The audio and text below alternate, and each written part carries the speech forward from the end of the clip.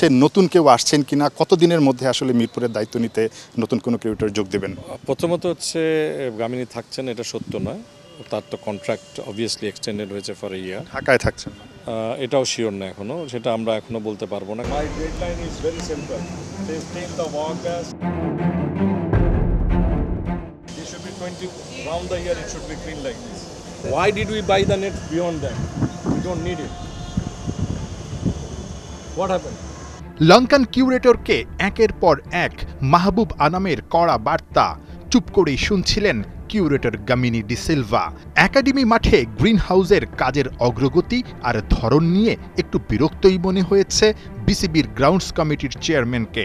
পুরো home of ক্রিকেটেই wicket, outfield আর ফ্যাসিলিটিজের সংস্কার চলছে। মাহবুব আনাম 15 দিনের ডেডলাইন দিয়েছেন লঙ্কান কিউরেটরকে।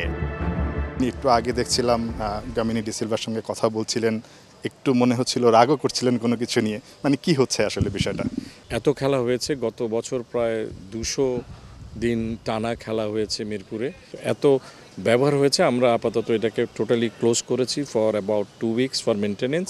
আমরা আগামী 15 দিনের মধ্যে এই গ্রিন হাউস থেকে শুরু করে পারিপার্শ্বিক যে ফ্যাসিলিটিগুলো আছে সবগুলোতে আমরা মেনটেনেন্সটা করব। এখানে আপনারা দেখছেন যে আমরা বেশ কিছু মাটি তুলে ফেলেছি, কারণ হলো এখানে আমরা বারমুদা গ্রাসের কার্পেট দেব, কারণ এখানে এই গ্রিন হাউসের মধ্যে যে ধরনের গ্রাস গ্রো করে আমরা সেই ধরনের গ্রাসই এখানে লাগাবো, যাতে এটা সুন্দর পরিচর্যা অবস্থায় থাকে, যে দলগুলো প্র্যাকটিস করতে পারে।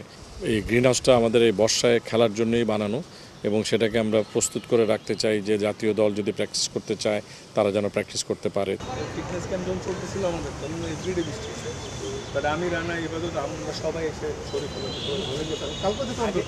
কালকে বৃষ্টির মধ্যে করতেছিলাম।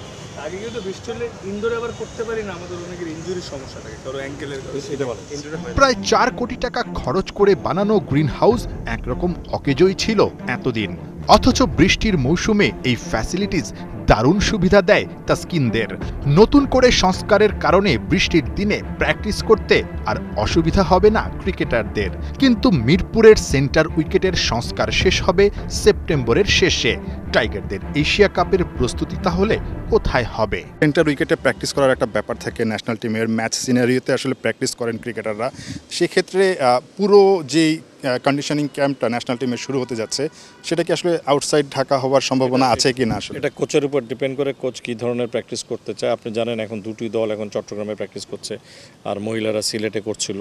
সো এখন আমাদের সিলেটটা অ্যাভেলেবেল হয়ে গেছে। সো ন্যাশনাল টিম যদি সিলেটে করতে চায়, they have full availability to do practice. ওইখানে আপনার ইনডোর আউটার সবই আমাদের জন্য প্রস্তুত রয়েছে। অনেক অভিযোগ শুনি আসলে মিরপুরের যিনি কিউরেটর আছেন গামিনী ডি সিলভা, দিন শেষে অভিযোগের যেই তীরটা সেটা কিন্তু আপনাকে অনেক সময় বিদ্ধ করে।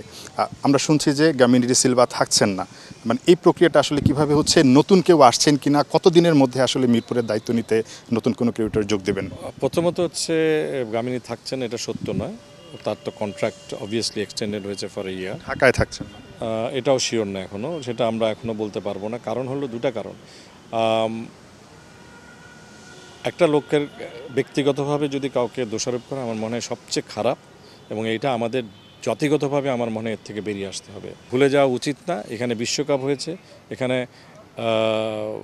2016 অনূর্ধ্ব আন্ডার হয়েছে, 14তে T20 বিশ্বকাপ হয়েছে, সেই উইকেটগুলো তো একই ব্যক্তিই বানিয়েছে। সবচেয়ে বড় বোলিং করতে পারে এশিয়া কাপের আগে টাইগারদের জন্য সিরিজ আয়োজনের চেষ্টা করছে বিসিবি। সব ঠিক থাকলে ঢাকায় না, সব খেলাই হবে ঢাকার বাইরে। ঢাকার ভেন্যুটা যেহেতু আমরা মেনটেনেন্সে থাকবে, সেখানে হওয়া সম্ভব না। ঢাকার বাইরে কি, মানে জাস্ট জানার জন্য বলছি, সিলেট কি একটু এগিয়ে থাকবে কিনা সেক্ষেত্রে? সিলেট, চট্টগ্রাম দুটাই তো আমাদের জন্য রেডি, সুতরাং আমরা we can choose from anyone. Nahiyan Bin Jasim, ৭১।